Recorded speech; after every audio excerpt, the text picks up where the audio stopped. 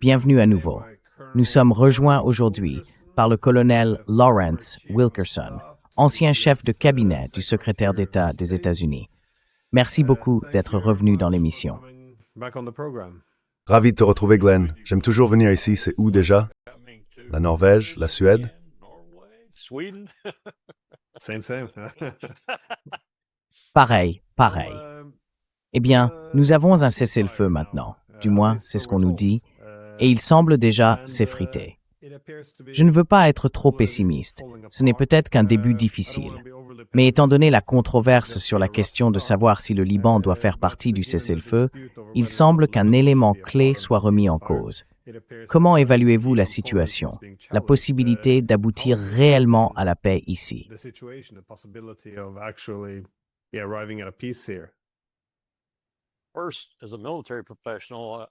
Tout d'abord, en tant que professionnel militaire, je dois dire que j'ai connu plusieurs cessez-le-feu, qu'ils relèvent du chapitre 6, du chapitre 7 ou d'autres types.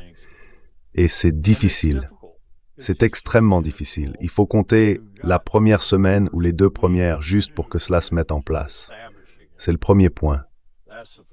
Le deuxième point, c'est qu'avec l'Iran, cela pourrait prendre encore plus de temps, car une grande partie de leur communication avec les forces éloignées, si l'on peut dire, ont été détruites. Il faut donc passer par des messagers, des motos, des voitures, tout ce qu'ils peuvent utiliser pour transmettre les messages. C'est le premier aspect des cessez-le-feu qui se manifeste ici, peut-être. Mais le deuxième point, et vous l'avez évoqué, c'est le plus important, c'est qu'il n'y a absolument aucune intention de la part de Netanyahou de se reporter.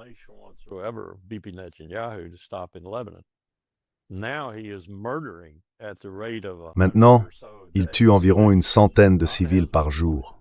Pas des combattants du Hezbollah, des civils. Et c'est un peu un mystère pourquoi il fait cela. Sauf que le Hezbollah lui inflige une nouvelle défaite, comme en 2006. Même ses propres capitaines de Tzahal lui disent « Ce n'est pas bon, nous ne gagnons pas ». Alors, il réagit généralement à ce genre de message en bombardant tout ce qu'il peut trouver.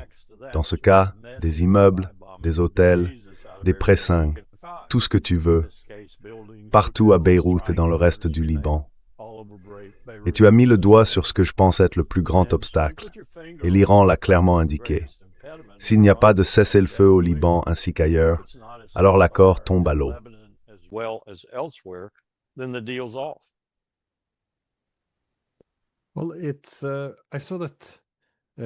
Eh bien, j'ai vu que Joe Kent a réagi à l'explosion de Trump en disant que peut-être il était temps de... Enfin, il n'a pas dit quitter l'OTAN, mais c'est un peu la direction que ça prend. Et Joe Kent a tweeté quelque chose comme « Nous quitterons l'OTAN pour pouvoir prendre le parti d'Israël quand la Turquie et Israël finiront par s'affronter en Syrie. » Je suppose que j'ai une question en 2 volets. Voyez-vous les États-Unis quitter l'OTAN?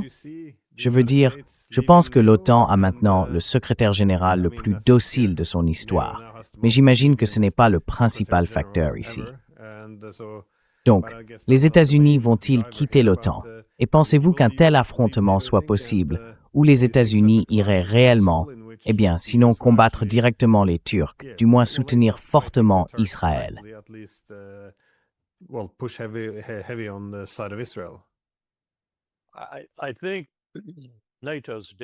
Je pense que l'OTAN est morte. Je l'ai déjà dit et je le répète. Je pense que l'OTAN est obsolète. Il faudra peut-être quelques mois, voire 1 ou 2 ans, pour qu'elle meure complètement, pour que tout le monde la déclare morte et dise une prière sur sa tombe. Mais elle est morte. Trump ne fera peut-être aucune déclaration officielle à ce sujet, aucune déclaration formelle de retrait des États-Unis de l'OTAN. Ce n'est pas son genre. Il n'est pas définitif. Il est changeant et indécis. Il est très difficile d'obtenir de lui une déclaration vraiment cohérente, plus difficile aujourd'hui qu'autrefois. Donc je ne pense pas que ce sera formel en ce sens, mais cela arrivera certainement. C'est déjà un fait accompli à mon avis.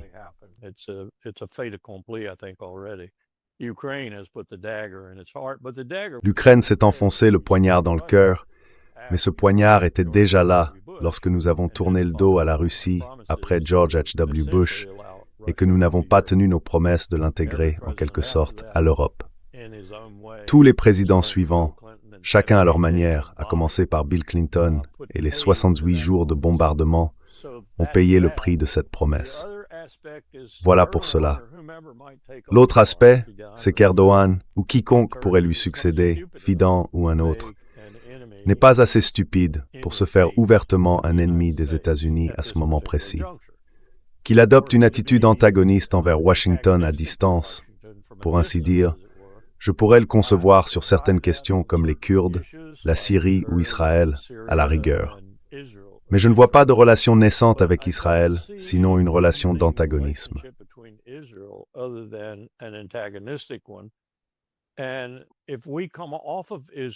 Et si nous nous éloignons d'Israël, ce que je pense que nous allons faire, souvenez-vous, je considère qu'Israël est notre outil, et non l'inverse. Dans un avenir très proche, peut-être d'ici 18 à 24 mois, ce sera soit un retrait pour cause de force majeure, soit un retrait clair et définitif du type « c'en est fini entre nous ». Je pense que nous allons le faire. Et cela va vraiment perturber beaucoup de ces milliardaires qui ont misé sur cette relation et injecté de l'argent au Congrès, à la présidence et ailleurs dans le pays, en essayant de convaincre tout le monde qu'il pouvait que l'Israël est essentiel à la défense des États-Unis en Asie du Sud-Ouest. À une époque, c'était vrai, mais maintenant nous partons. Retenez bien mes mots, nous partons.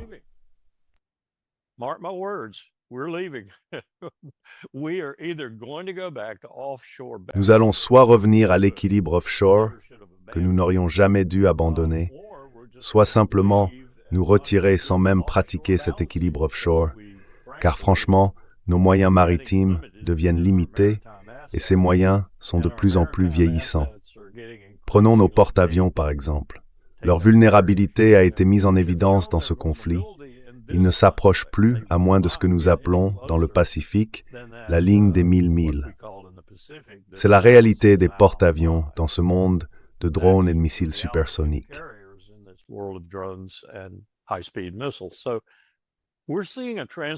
Nous assistons donc à une transformation qui se déroule en plusieurs étapes et à plusieurs niveaux, avec cette guerre en Asie du Sud-Ouest.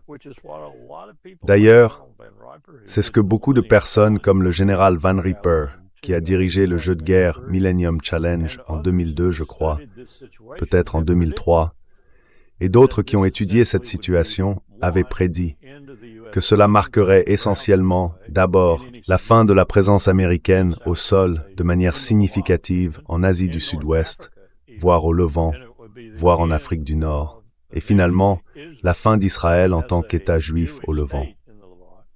Il pourrait prospérer en tant que démocratie s'il parvenait à le devenir. Et cela signifiera probablement aussi la fin des intérêts maritimes dans la région, puisque nous dépendons désormais presque entièrement de nous-mêmes pour le GNL comme pour le pétrole.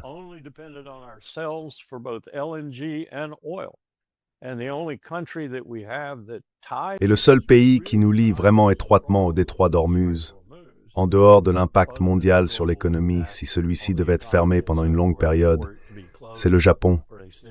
Car le Japon reçoit encore une grande partie de son pétrole par le détroit d'Ormuz depuis l'Asie du Sud-Ouest. Cela a d'ailleurs été l'intérêt stratégique des États-Unis depuis un certain temps, non pas leur propre pétrole, mais celui du Japon. Et cette relation devient elle aussi très délicate en ce moment. Pour beaucoup des mêmes raisons, bien que sous un angle un peu différent, la Corée et d'autres pays de la région commencent à voir qui nous sommes vraiment, surtout la Corée. Car d'après ce que j'entends de la péninsule, le message est clair. Partez d'ici, partez, et le plus vite sera le mieux.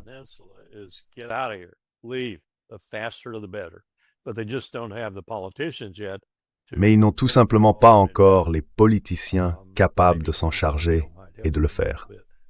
Peut-être que Kim Jong-un pourrait leur donner un petit coup de main. Tout est en train de se déliter. L'ensemble du cadre mondial que nous avons élaboré après la Seconde Guerre mondiale, principalement à notre propre initiative, se défait. Nos erreurs, pourrait-on dire. Mais c'était inévitable.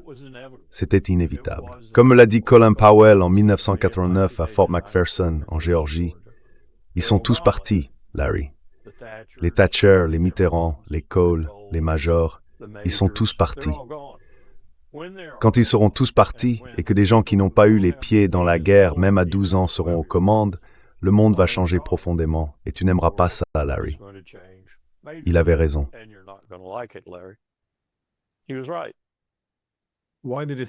Pourquoi a-t-il dit ça?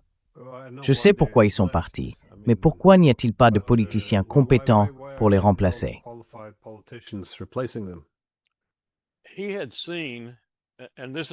Il avait vu, et c'est là mon hypothèse, car nous n'en avons parlé que quelques fois au cours des 16 années suivantes, notamment lorsque je travaillais pour lui à titre privé entre 1997, ma retraite, et sa prise de fonction au département d'État, avec moi en décembre 2000. Nous faisions des choses comme aller au Nigeria avec Jimmy Carter et le Carter Institute pour superviser l'élection d'Obasanjo à l'époque, et d'autres missions, comme aller en Haïti par exemple, pour voir si nous pouvions y apaiser la situation. Et nous avons eu l'occasion d'en reparler à ce moment-là.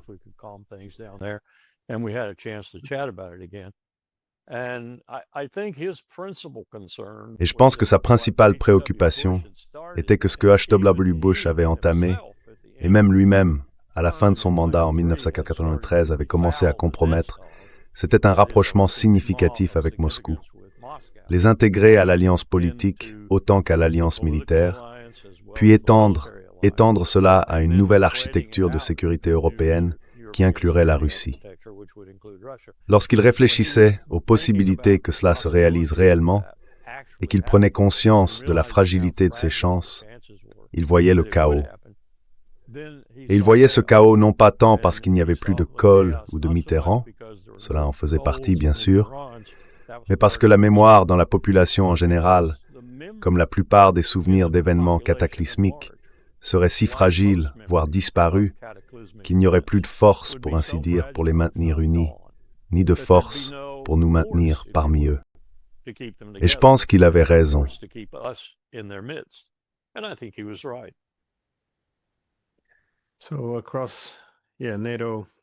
Ainsi, à travers l'OTAN, nous nous fragmentons. Comme vous l'avez dit, l'OTAN est morte en Asie de l'Est, que ce soit en Corée du Sud, au Japon ou à Taïwan. Il commence à reconsidérer certains aspects de ce système d'alliance. Mais qu'en est-il de l'Asie de l'Ouest? Comment voyez-vous les États-Unis soit partir, soit être expulsés d'Asie de l'Ouest? Est-ce parce que les États du Golfe décident que l'alliance est une vulnérabilité? Est-ce que les États-Unis perdent simplement tout intérêt, ou bien sont-ils essentiellement expulsés? Par exemple, si l'Iran garde le contrôle du détroit d'Ormuz et impose des restrictions écrasantes.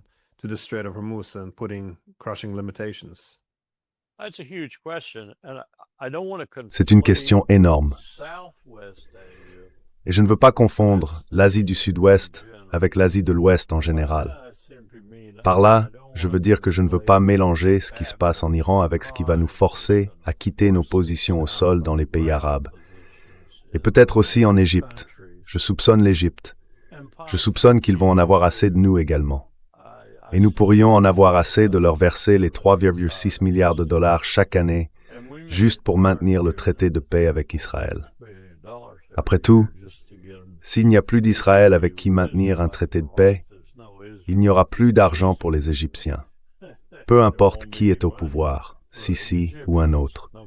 Mais je pense que c'est différent quand on remonte vers le nord.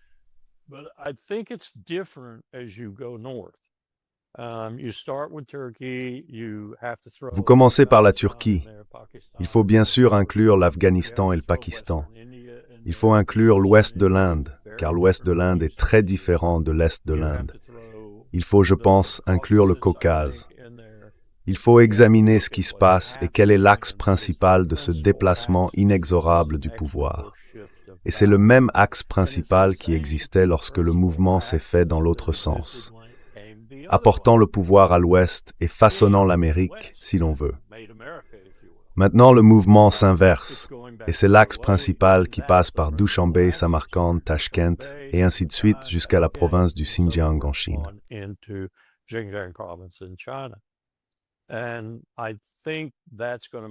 je pense que cela va rendre cette région extrêmement importante, surtout lorsque tous les oléoducs en activité, en construction ou prévus seront achevés et que le pétrole circulera plus ou moins du nord au sud plutôt que d'est en ouest, alimentant ces économies au point qu'elles seront encore plus puissantes qu'aujourd'hui. Si l'on regarde les économies d'Asie centrale en ce moment, elles connaissent un succès stupéfiant. Peu importe qu'elles aient des Nazarbayev et d'autres dirigeants du même genre à leur tête, des autocrates en somme, avec des statues dorées d'eux-mêmes sur la place centrale. Elles sont très prospères. Les hôtels que nous avions l'habitude de comparer à ceux de Paris, et parfois à ceux de Londres, enfin, parfois à Londres, le Ritz peut-être répondrait à ce critère.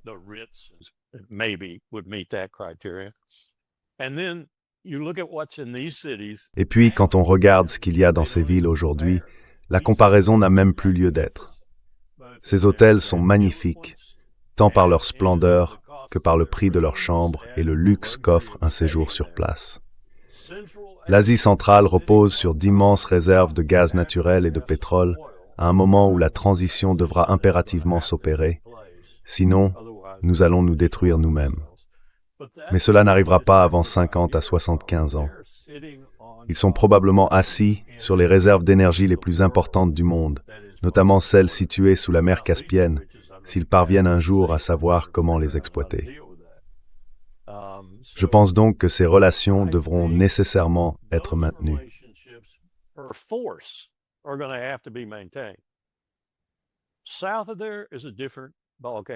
Au sud de là, c'est une toute autre affaire. Et quand je dis au sud de là, j'inclus la bordure méridionale de l'Inde. J'inclus aussi l'Asie du Sud-Ouest, car je pense que la Chine fera en sorte que nous ne revenions pas une fois partis. Et je suis convaincu que nous serons partis, en grande partie. Nous ferons naviguer des groupes de combat, des groupes d'attaque et d'autres forces à travers le sud ou le nord de la mer d'Arabie, ainsi que dans l'océan Indien en général. Peut-être que notre relation avec la marine indienne restera solide, car même si Delhi n'en est pas entièrement satisfaite, la marine indienne apprécie beaucoup de travailler avec la marine américaine. Elle en apprend énormément et l'interopérabilité s'accroît. Cela pourrait toutefois devenir si évident pour la direction civile à Delhi que cela soit ensuite fortement restreint.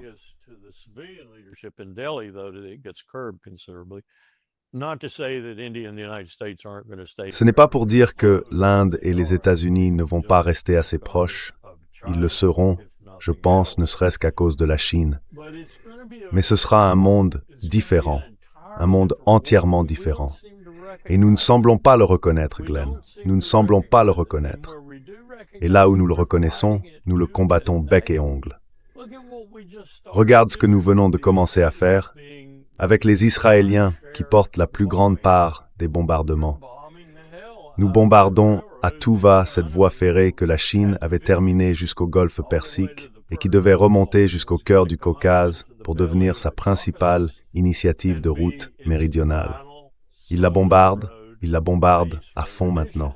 Chaque jour, ils bombardent cette voie ferrée.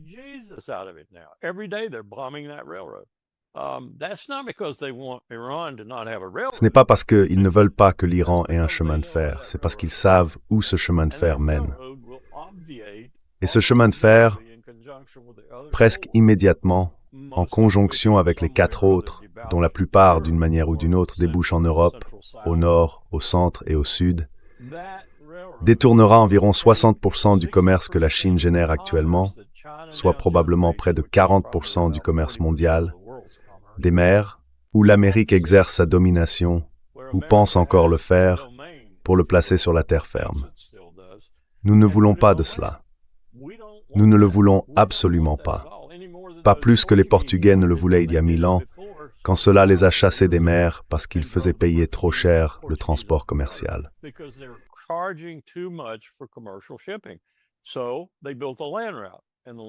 Alors, ils ont construit une route terrestre, et cette route terrestre était nettement moins chère, ce qui a mis les Portugais hors jeu.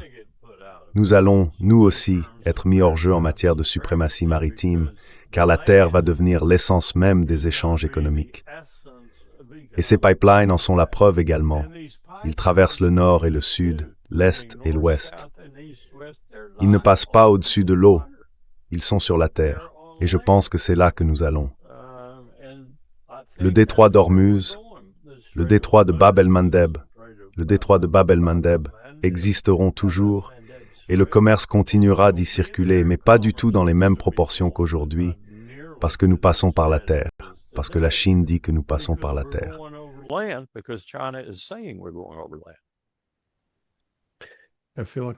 J'ai l'impression que c'est la revanche de Halford Mackinder. Dans une certaine mesure, oui. C'était bien toute la préoccupation des Britanniques. Oui.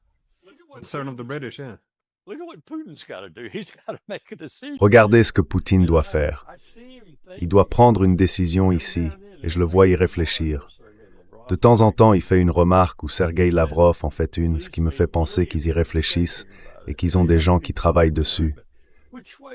Mais dans quelle direction va-t-il aller? Je veux dire, avec l'Arctique, qui évolue comme il le fait en ce moment, et je viens de lire le dernier rapport, bon sang, la fonte de la banquise avance 4 ou 5 fois plus vite que ce que nous pensions. Et cela a aussi ses propres conséquences négatives. Mais la Russie possède la plus longue côte navigable.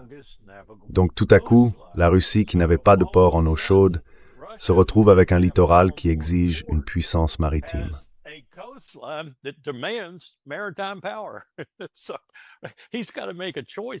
Donc, il doit faire un choix ici. Je veux dire, il dispose d'une puissance maritime importante, principalement grâce à sa flotte de sous-marins, mais il en a aussi ailleurs. Je soupçonne que nous allons voir Poutine construire davantage de brise-glaces en particulier, et il en possède déjà un bon nombre, ainsi que d'autres navires capables de naviguer dans l'Arctique à mesure qu'il devient plus praticable. Il va devoir réfléchir à devenir, du moins dans cette direction, une puissance maritime. Il sera donc les deux, la plus grande puissance terrestre du monde après la Chine, et aussi une puissance maritime. Et j'ai entendu quelqu'un l'autre jour, je crois que c'était Doug McGregor, et j'ai eu envie de passer à travers l'écran pour secouer Doug.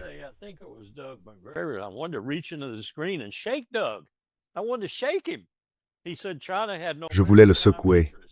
Il a dit que la Chine n'avait aucun intérêt maritime. La plus grande flotte de pêche en eau profonde du monde, 6000 navires pêchant avec une telle intensité en Antarctique, que le Conseil antarctique a dû convoquer une réunion d'urgence à cause de l'épuisement du krill, la base même des protéines sur la planète. Alors la Chine n'a aucun intérêt maritime. Allons Doug, réveille-toi. Tu es trop soldat. J'aime bien Doug. C'est pour ça que je dis ça, parce que j'ai envie de lui lancer des fusées. La Chine a bel et bien des intérêts dans les grands fonds marins, des intérêts très très essentiels. Nous, on se focalise sur la mer de Chine méridionale, la ligne en 9 traits, Taïwan et toutes ces foutaises.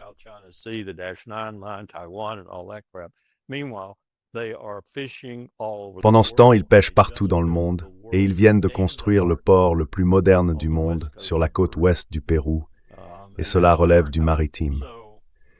Il y a donc là un intérêt de la part de cet État qui est en réalité le moteur de tout ce changement, en raison de sa puissance économique. Mais la Russie doit prendre une décision. Allons-nous dans les deux sens? Regardons-nous vers l'Est et vers l'Ouest, vers le Nord et vers le Sud? Restons-nous simplement une grande puissance terrestre, 10 fuseaux horaires ou peu importe? Ou commençons-nous à courtiser les autres régions du monde? Et cela explique, je pense, pourquoi Poutine semble éprouver une affection incroyable, ou du moins une attirance à long terme, pour Donald Trump, parce qu'il est le président actuel, aussi imparfaitement que ce soit, des États-Unis.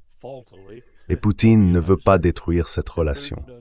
Il continue de regarder dans cette direction, tout en regardant aussi dans l'autre, et vers le nord. Il a donc une véritable tapisserie à gérer.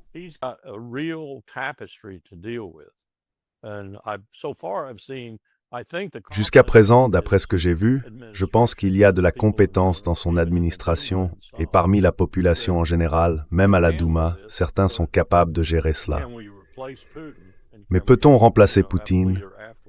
Et peut-on avoir ensuite un dirigeant qui serait encore plus intelligent que Poutine, ou meilleurs pour gérer toutes ces multiples responsabilités qui pèsent aujourd'hui sur la Russie? Oui. Ils occupent une position géostratégique clé à proximité de la Chine. Et maintenant qu'ils sont tacitement alliés à la Chine, ils posent au monde un défi immense. L'Europe, d'une certaine manière, doit s'adapter à eux, apprendre à vivre avec eux et tirer profit de cette coexistence. Elle ne peut pas les combattre.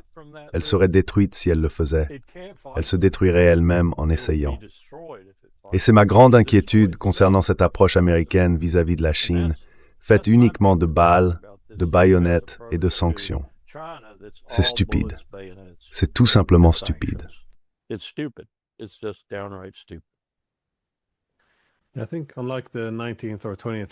Je pense que contrairement au 19e et 20e siècle, les Chinois et les Russes, même s'ils sont des puissances terrestres, ne sont pas disposés à céder les océans aux États-Unis.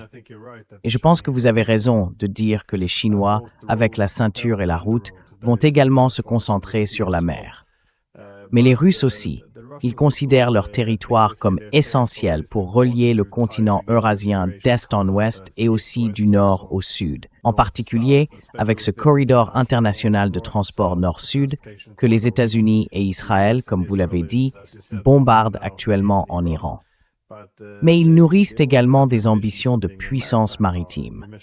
Vous avez mentionné la route arctique, bien sûr, mais si l'on observe la manière dont ils flirtent avec des pays comme l'Indonésie, on voit bien qu'ils ont des aspirations navales importantes. Ils sont une véritable puissance navale depuis Pierre le Grand, au moins, et ils ont l'intention de le rester.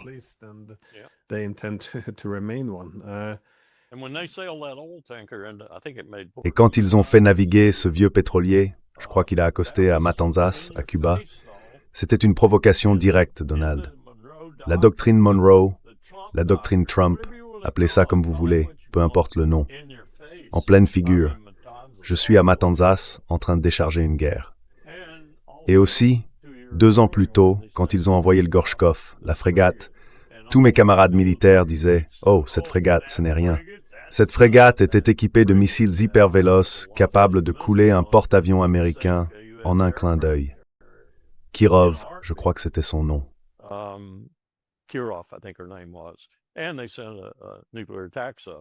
Et ils ont aussi envoyé un sous-marin d'attaque nucléaire là-bas. Donc, la doctrine Monroe est morte depuis qu'ils ont fait ça, si elle n'était pas déjà morte avant.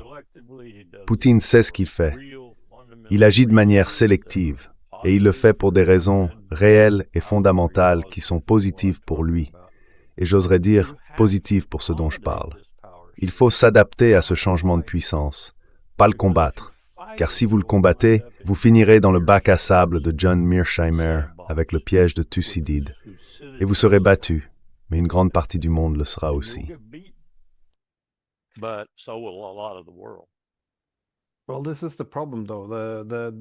Eh bien, c'est là tout le problème, l'adaptation au nouveau monde.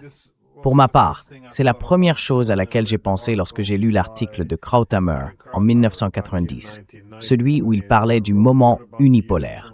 C'est lui qui a inventé le terme. Il avait une approche très rationnelle, disant que tant de pouvoir était désormais concentré, mais qu'à l'avenir, le monde connaîtrait probablement une répartition multipolaire du pouvoir, et que nous l'accepterions alors. Mais cela ne fonctionne pas ainsi, car il y a des dirigeants idéologiquement déterminés à maintenir un centre unique de pouvoir, même lorsque la réalité a changé. C'est donc très difficile. Enfin, il y a quelques exceptions. Vous savez, même Zbigniew Brzezinski, le conseiller à la sécurité nationale, a presque écrit la Bible du moment unipolaire avec le grand échiquier. Cependant, ce qui attire moins l'attention, c'est son livre Le Choix.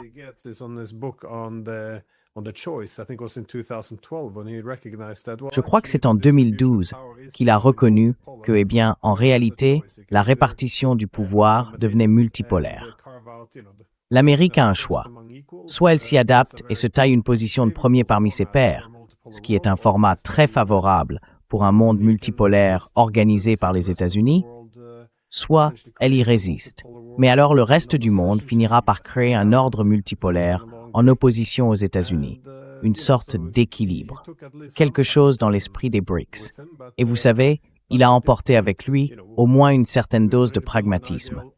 Mais à ce stade, nous avons déjà construit une structure idéologique autour de l'idée que l'hégémonie de l'Occident est le fondement de la paix et de la stabilité dans le monde. Il n'y a donc aucun ajustement à la réalité. Je veux dire, on oublie souvent l'aspect humain ici.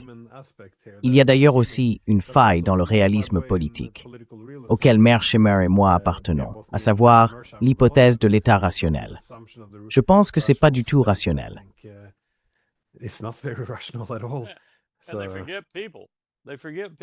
Alors ils oublient les gens. Ils oublient les gens. Ils ne lisent pas beaucoup de poésie. Je peux me tromper, John et moi n'en avons jamais parlé. J'aimerais beaucoup en discuter avec lui. Est-ce que tu lis de la poésie, John? Quiconque lit de la bonne poésie, et je parle de partout dans le monde, de la Perse à la Chine, jusqu'aux poètes anglais que nous vantons toujours, finit généralement par s'attarder au XVIIIe siècle, XIXe siècle. Même antique.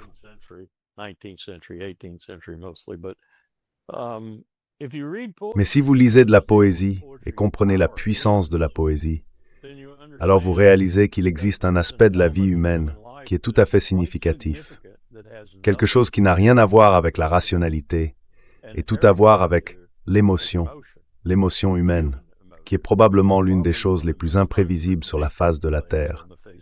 On ne sait jamais quand elle va monter ou descendre, ou faire ceci ou cela. Regardez les crises économiques. La plupart des économistes qui valent quelque chose vous diront que la clé d'une véritable crise économique profonde, c'est lorsque les gens perdent confiance dans le système. Vous pouvez prendre toutes les statistiques, les étaler et dire « Oh, il va y avoir une dépression ».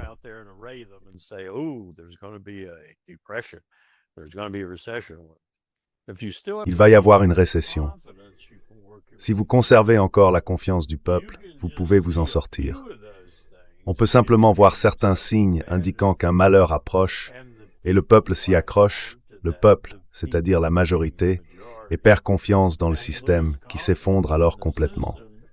C'est exactement ce qui s'est passé entre 1929 et 1932 dans ce pays pendant la Grande Dépression. Car si l'on regarde les indices de puissance et ce que nous avions à l'époque, on pouvait déjà voir ce que nous allions faire pendant la Seconde Guerre mondiale.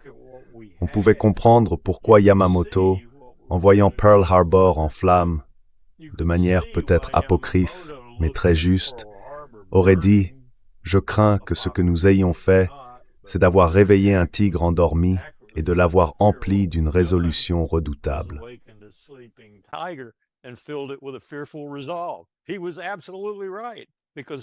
Il avait absolument raison, car lui, en tant que jeune capitaine, avait été en Amérique.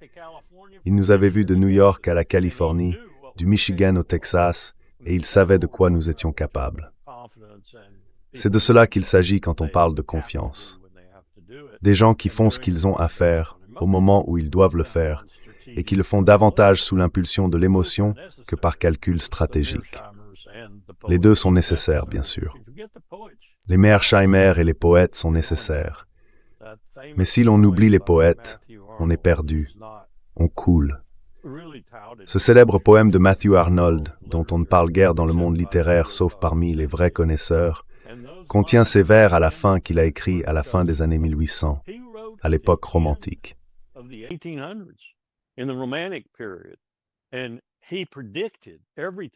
Et il avait tout prédit, tout ce qui se passe aujourd'hui. Le poème le plus émouvant à cet égard est Dover Beach, où il conclut par ces vers « Et nous voici, tels sur une plaine assombrie, balayés par les alarmes confuses de la lutte et de la fuite, où des armées ignorantes s'affrontent dans la nuit. C'est là que nous en sommes. C'est là que nous sommes aujourd'hui. » Bien sûr, il parlait des frères Huxley et de John Henry Cardinal Newman, de la religion qui meurt dans le monde et de la science qui prend le dessus. Mais ne voyons-nous pas la même chose aujourd'hui, simplement sous un autre visage? Pete Hegseth essaie de ramener la religion, tout comme John Henry Cardinal Newman l'a fait avec l'Église catholique.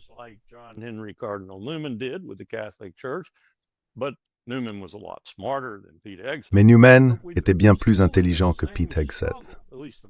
Nous sommes toujours dans la même lutte, du moins l'Amérique l'est, et cela nous pousse à corrompre notre politique étrangère. Où ailleurs trouve-t-on quelqu'un qui convoque l'émissaire du pape pour le réprimander à cause de ce que Léo a dit et qui en substance lui déclare, apparemment, si les informations sont exactes, et j'ai des sources au Vatican qui le confirment, que nous aurions suggéré vouloir faire un Avignon au pape, que nous aurions envisagé de déplacer l'Église catholique en Amérique, comme l'ont fait les Français. Voilà à quel point nous sommes stupides et ignorants aujourd'hui.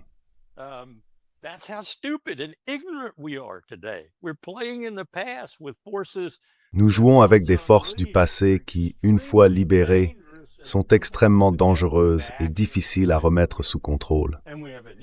Et nous avons un idiot au sommet. Nous traversons cette période dont toi et moi parlions tout à l'heure, même brièvement. Ce n'est pas le moment où l'on veut qu'un idiot dirige un pays en déclin face à un pays en pleine ascension. On ne le veut tout simplement pas, parce qu'alors on obtient exactement ce dont toi et Mearsheimer parlaient. Enfin, je veux t'en attribuer le mérite, mais en réalité c'est ce dont John parle, l'inévitabilité d'une guerre. Et nous allons perdre. Nous allons perdre lourdement.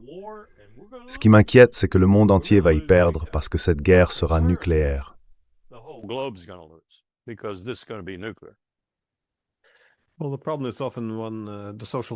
Eh bien, le problème, c'est que souvent, lorsque les chercheurs en sciences sociales élaborent des théories, ils partent du principe qu'il s'agit des mêmes personnes lorsque nous sommes en phase de croissance que lorsque nous sommes en déclin.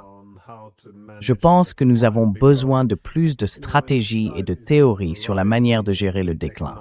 Parce que vous savez, quand une société est en expansion économique, les gens ont généralement tendance à adopter un état d'esprit très cosmopolite, ouverture, tout cela.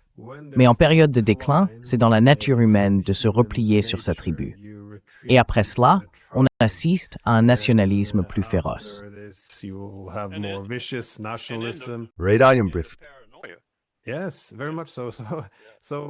Oui, tout à fait.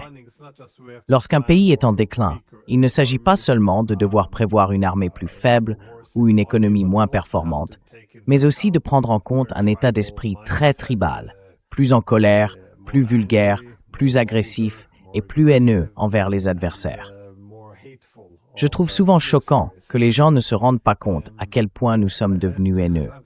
Je veux dire, si vous ouvrez n'importe quel journal et que vous lisez ce qu'on dit de nos adversaires, les Chinois, les Iraniens, les Russes, on oublie même de discuter rationnellement de leurs intérêts, la manière dont ils sont dépeints.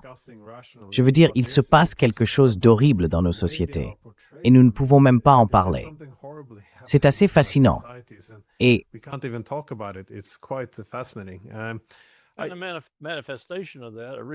une manifestation de cela, une récente, bien que ce ne soit pas la première fois, a été l'assassinat de Charlie Kirk. Ce qui, soit dit en passant, Glenn, je ne sais pas si tu suis l'affaire, mais nous ne savons toujours pas qui en est l'auteur. Nous savons de manière catégorique que la personne arrêtée, ainsi que le fusil en sa possession, ne sont pas responsables de l'assassinat. Alors, que font-ils? Que fait l'administration Trump face à cet incident? Ce n'est pas comparable à l'assassinat d'un président, ni même à celui de Martin Luther King ou de Bobby Kennedy. Mais il s'agissait de l'assassinat d'une figure de premier plan, et cela était directement lié à Israël et à la relation entre les États-Unis et Israël, d'une manière que beaucoup de personnes dans la communauté du renseignement de ce pays jugent accablante pour Israël et pour son Premier ministre.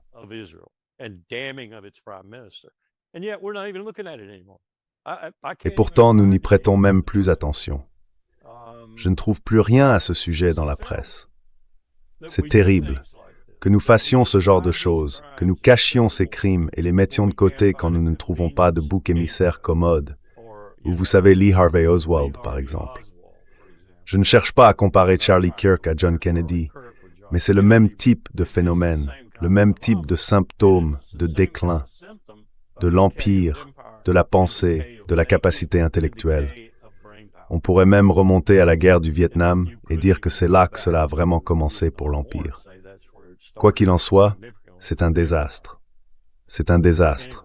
Et nous ne nous en sortirons pas en nous battant, en imposant des sanctions, en défiant tout le monde à un duel. Cela ne marchera pas.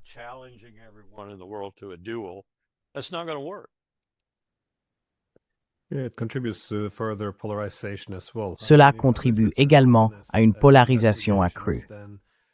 Je veux dire au moins, s'il y a de la transparence, des enquêtes et une mise en lumière des problèmes, alors une société peut au moins s'organiser et trouver un consensus autour de la vérité.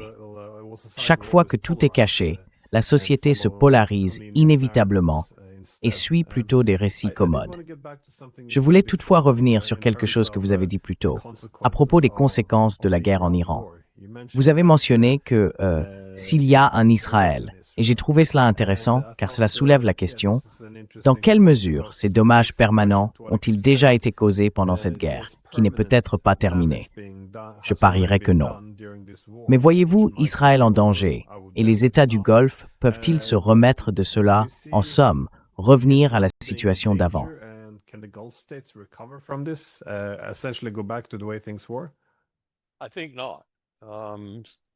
Je ne le pense pas, surtout ta dernière remarque, à propos de revenir à la situation d'avant. Je crois que c'est désormais impossible. Si ce n'est pas encore impossible à cet instant précis, pendant que nous parlons, Glenn, ça le deviendra, parce que l'Iran rendra cela impossible. Je pense que c'est un fait accompli, et je crois que MBS a déjà réorienté les plans du Fonds souverain, les détournant d'Israël pour les diriger vers la Syrie à la place. En fait, j'ai de très bonnes sources qui m'assurent qu'il a déjà redirigé tous les investissements qu'il comptait consacrer à un oléoduc traversant le nord de l'Arabie saoudite vers Israël, jusqu'à Haïfa, puis probablement jusqu'à Ceyhan.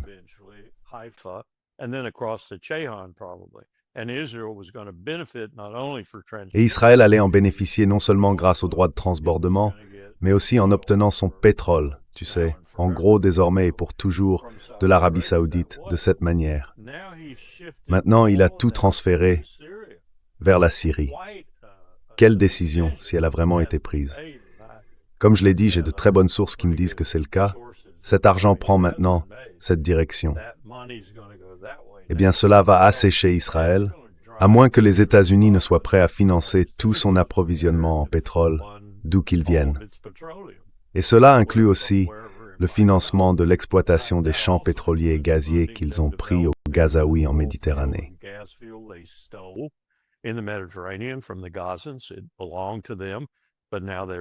Cela leur appartenait, mais maintenant ils le volent à Gaza.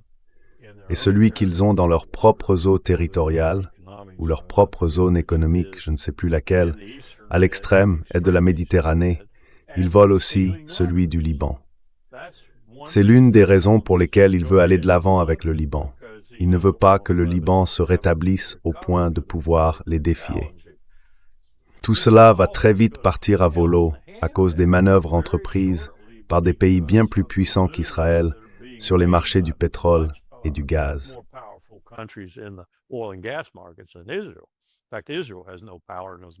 En réalité, Israël n'a aucun pouvoir sur ces marchés, sauf lorsqu'il peut tirer ou tuer pour l'obtenir.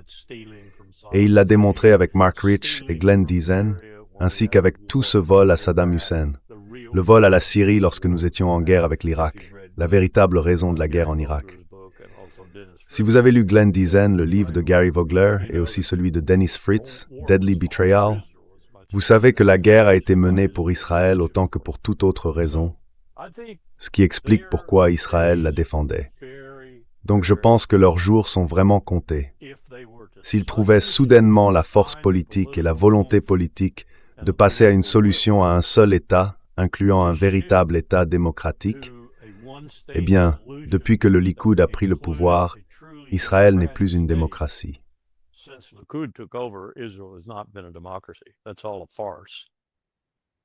Tout cela est une farce. Mais s'il devait changer et s'il devait s'adapter, malgré la force de la blessure, comme Yasser Arafat le disait sans cesse, malgré cela, s'il devait changer et instaurer une véritable démocratie qui traiterait ses citoyens à peu près de la même manière sur tout le spectre des citoyens qu'elle engendrerait, alors Israël pourrait survivre, je pense, et la Palestine pourrait revenir de manière significative. Le droit au retour, le retour aux frontières de 1967, toutes les résolutions de l'ONU pourraient être mises en œuvre. Cela n'arrivera pas à cause d'escrocs comme Tony Blair et Donald Trump. Mais c'est quelque chose qui pourrait se produire si nous parvenions à nous débarrasser de ces déchets qui nous accablent aujourd'hui, ces arnaqueurs, ces salauds avides d'argent.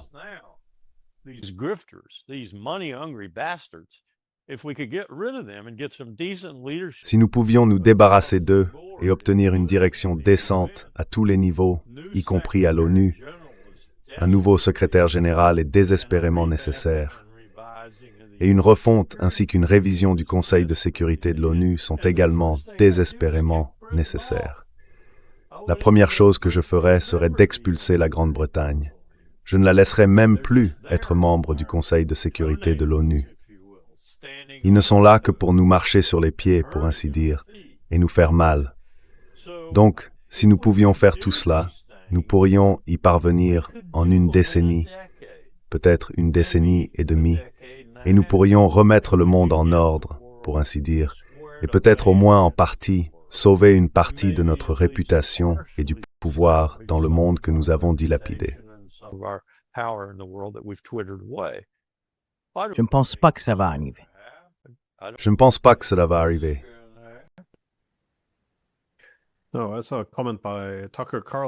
Non, j'ai vu aujourd'hui un commentaire de Tucker Carlson où il demandait pourquoi chaque président semble plus intéressé à gouverner le monde qu'à gouverner les États-Unis. J'ai trouvé cela intéressant, surtout en ce qui concerne Trump, car je pensais qu'il serait le président ultime à dire « D'accord, j'abandonnerai l'Empire pour sauver la République ». Mais je n'ai rien vu de tel. Au contraire, il semble redoubler les mêmes erreurs qu'il critiquait lorsqu'il était dans l'opposition, tout en suivant les mêmes politiques.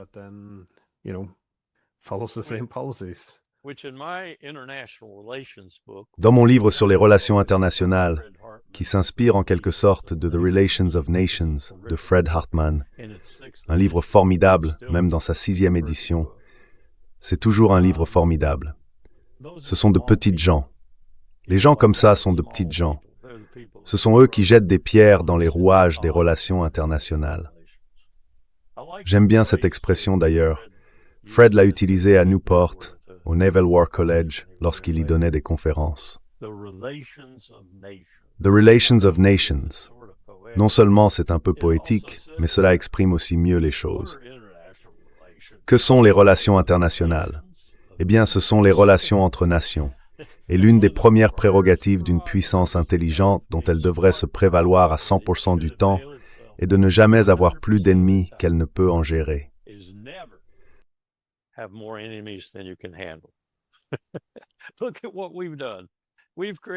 Regardez ce que nous avons fait. Nous avons transformé la planète entière en ennemi. C'est incroyable. Le leadership désastreux que nous avons eu depuis à peu près H.W. Bush. C'est probablement sans précédent. Je ne peux pas tout à fait l'affirmer, car il y a eu des périodes vraiment mauvaises auparavant, mais nous n'étions pas aussi accablés par les relations internationales et le pouvoir. Nous avons eu de très mauvais présidents. Probablement plus de mauvais que de bons, certainement plus de mauvais que de grands. Nous sommes maudits depuis une génération, et il faut que nous nous libérions de cette malédiction. Nous sommes maudits dans notre Congrès, et maintenant nous le sommes aussi dans notre Cour suprême. Je regardais certaines des opinions exprimées l'autre jour. Vous savez, nous avons cet amendement en cours d'adoption.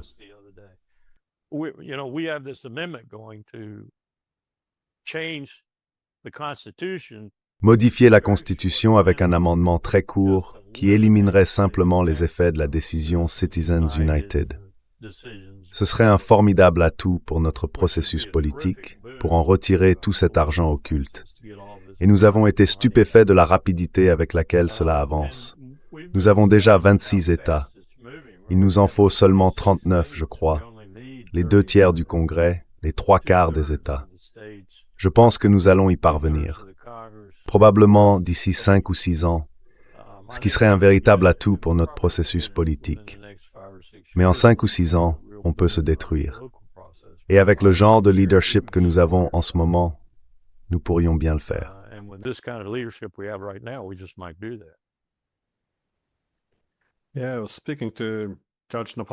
Oui, je parlais au juge Napolitano. Je l'ai d'ailleurs reçu dans cette émission, et il s'attend à une guerre civile.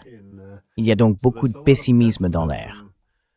Mais ce que vous avez mentionné à propos des institutions toutes corrompues par ce pouvoir est une chose. Mais il y a aussi le système international. Il faut se demander si l'empire ou l'hégémonie ne deviennent pas une malédiction. Car si l'on remonte aux années 1990, non seulement les États-Unis étaient admirés par presque le monde entier, mais la principale stratégie de politique étrangère de la Chine et de la Russie consistait à s'entendre le mieux possible avec les États-Unis. Vous savez, je ne mettrai pas seulement les États-Unis dans cette catégorie.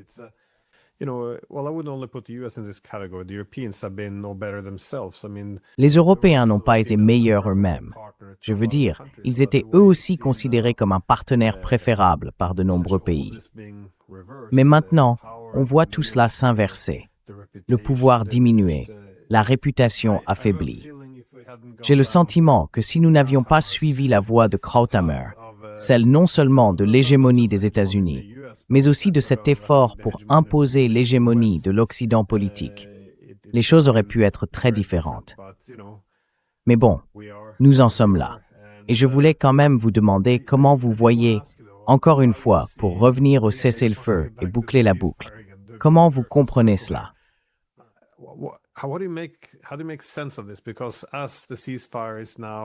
Puisque le cessez-le-feu est désormais en place, on voit également des troupes être mobilisées ou envoyées dans la région. Est-ce simplement une forme d'assurance, une manière de rassurer? Parce qu'en Iran, bien sûr, on ne fait pas beaucoup confiance à la diplomatie, et pour de bonnes raisons. Ils la perçoivent comme très trompeuse. S'agit-il principalement d'un effort de Trump pour sortir d'une guerre terrible dans laquelle il ne voulait pas être? Ou voyez-vous aussi Trump gagner du temps en vue d'une possible escalade? Je veux dire, il ne s'agit pas forcément de l'un ou de l'autre. Cela pourrait être, bien sûr, une tentative de mettre fin à la guerre ou d'en profiter pour intensifier les choses. Mais comment comprenez-vous cette situation de cessez-le-feu?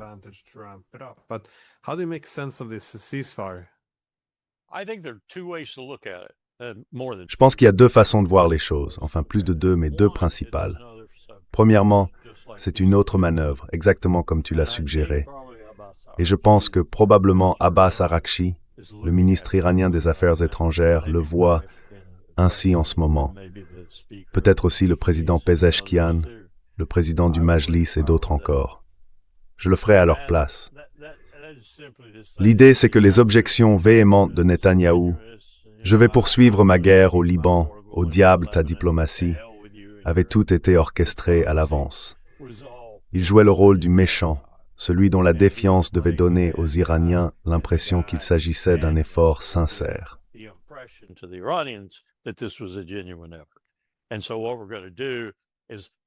Et donc, ce que nous allons faire, c'est que dans 2 ou 3 jours, nous allons à nouveau leur en faire voir de toutes les couleurs, ou peut-être même lancer une attaque sur l'uranium. Je pense que c'est ce que nous faisions plus tôt. Au passage, nous avons perdu des avions très coûteux, nous avons perdu des gens dont nous n'avons même pas encore fait état, nous avons perdu des moyens d'une manière qui nous a fait paraître aussi stupides, vraiment, Glenn. Aussi stupide militairement que l'armée de Jimmy Carter l'a semblé en... C'était quoi, 78 ou quelque chose comme ça quand nous avons mené l'opération Eagle Claw. L'hélicoptère a décollé et est entré en collision avec le C-130 dans le désert en Iran, s'est écrasé, a pris feu et a tué 8 ou 9 personnes. C'était encore plus idiot que ça. Donc cela a dû être un choc pour l'ancien Pentagone en partance, et un choc aussi quand ça a été rapporté à Trump.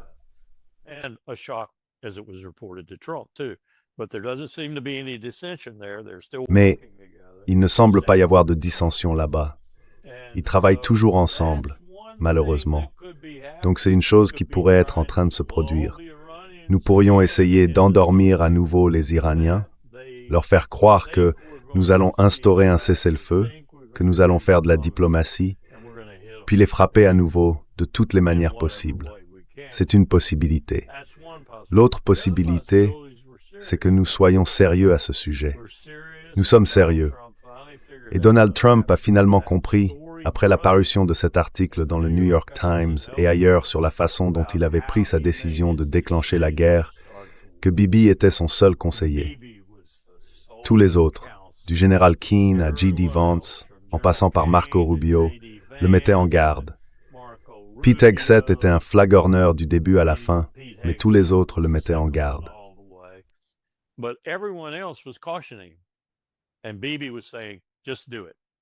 Et Bibi disait, « Vas-y, tu verras, ils s'effondreront. Ils s'effondreront. Allez, fais-le. » Je pense que c'est probablement un résumé assez fidèle de l'ambiance dans laquelle les décisions étaient prises. Alors, est-il vraiment sérieux?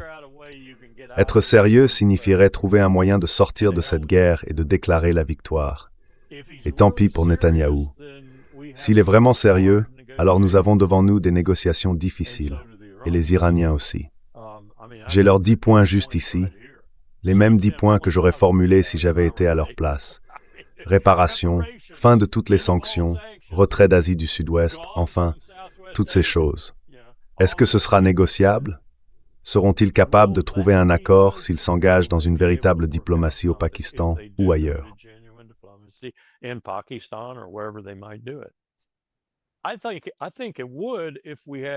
Je pense que ce serait possible si nous avions une équipe de notre côté, dirigée par un président de notre côté, qui soit sérieusement décidé à mettre fin à une guerre. Mais je ne pense pas que ça va arriver. Je pense qu'il est plus probable que nous nous contentions de nous débrouiller tant bien que mal, ou que nous fassions la première chose que j'ai décrite, essayer de les tromper à nouveau et de les frapper en plein milieu. Ou bien, plus tard, nous les frapperons encore, parce que Trump se mettra en colère, s'énervera et se rendra compte qu'il ne peut pas s'en sortir par la négociation, du moins pas d'une manière qui ait l'air favorable. Et les élections de mi-mandat approchent, et pour l'instant, tous les sondages montrent que les républicains vont prendre une raclée. Et je veux dire une vraie raclée. Donc je veux dire, c'est une raison d'être libre et équitable dans une élection. Ce que c'est aussi une question en soi.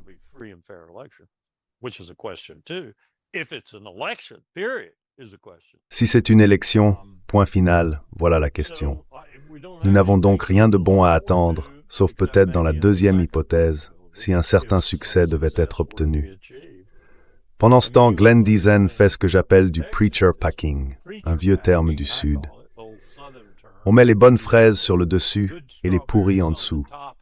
Il prépare ainsi l'armée à tous les niveaux, en plaçant des nationalistes chrétiens partout où il le peut dans la hiérarchie, afin que le moment venu, lorsque l'armée devra prendre une décision d'un côté ou de l'autre, concernant les élections ou autre chose, il est au moins un contingent important dans l'armée qui prendra son parti.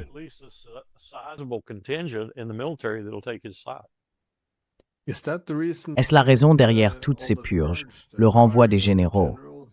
Vous voyez cela comme la création d'une armée loyale à Trump?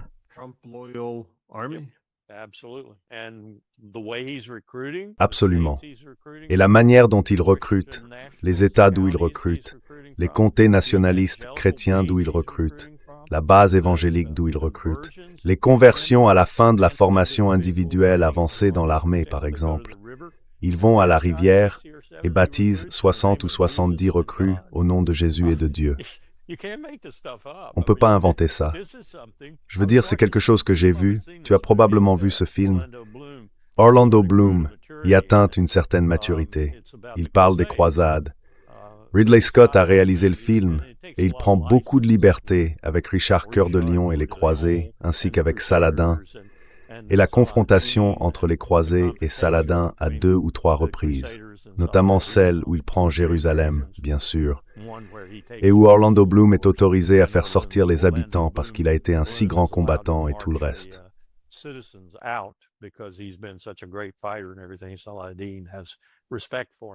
Saladin le respecte. Donc c'est Hollywood, mais les époques, les coutumes et les actions des croisés, je pense, sont très bien représentées. Ils étaient là pour l'argent et le profit. Ils étaient là pour l'argent, le profit et la terre. Oh, je suis ici pour le pape. Où est le pape? Où est le pape? Vous l'avez avec vous? Oh, il n'est pas là? Eh bien, je suis ici pour l'argent, le profit et la terre. Et même si le pape était là, il dirait, bien sûr que vous cherchez l'argent, le profit et la terre pour l'Église catholique. Alors vous savez, Pete Hegseth a cette interprétation déformée des croisades, mais c'est ce qu'il croit. Je suis convaincu que c'est ce qu'il croit. Et quand il s'agenouille pour prier devant les troupes et les supplie de s'agenouiller avec lui pour prier, il est sincère. Il est sincère. C'est un homme dangereux.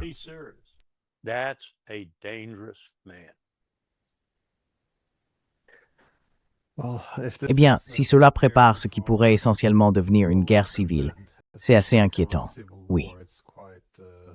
Yeah, quite troubling. But Cela pourrait être une guerre civile avec différents groupes qui s'y affrontent.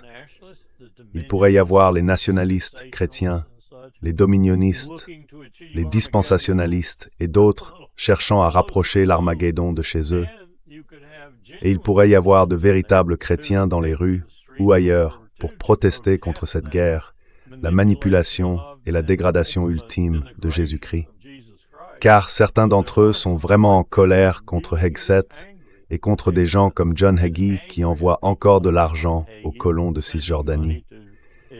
Et d'autres sont de plus en plus furieux contre le camp MAGA, tandis que certains partisans de MAGA deviennent à leur tour très en colère contre ceux qui s'en prennent à eux. On pourrait donc se retrouver avec beaucoup de groupes différents dans les rues.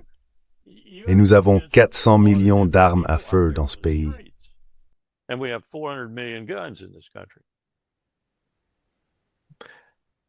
Plus d'armes à feu que de personnes. C'est une statistique vraiment extraordinaire. Eh bien, certains d'entre eux faisaient passer des armes à feu en les faisant flotter sous des drones à travers la frontière canadienne. Tu en as entendu parler? Non? Ces entrepreneurs du Wisconsin et du Minnesota attachaient 10 ou 12 Smith & Wesson T-38, ou peu importe le modèle, sous un drone dans un sac.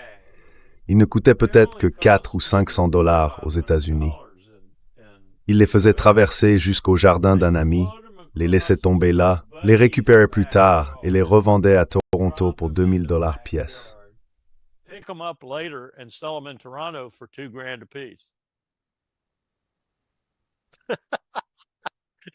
C'est l'invasion du Canada. ouais, c'est ce qu'on obtient avec ces nouvelles technologies. Earl FBI.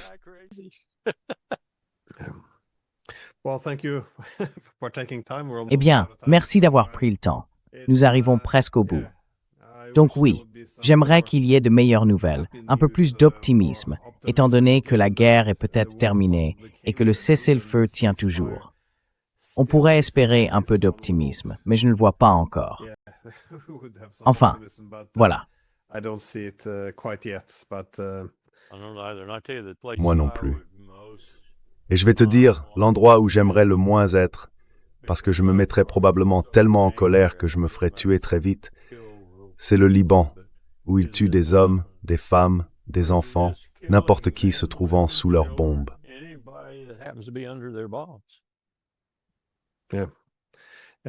Oui, donc la BBC a rapporté qu'Israël avait frappé des centres de commandement du Hezbollah à travers le pays.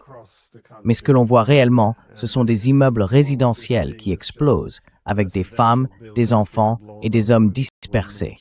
C'est vraiment horrible. J'ai quelques amis là-bas qui me disent que c'est absolument le pire qu'ils aient jamais vu, et ils y sont depuis longtemps, donc ils ont connu beaucoup de périodes difficiles. Tu ne sais pas où aller, tu ne sais pas vers qui te tourner. Tu sors dans la rue et il y a une bombe.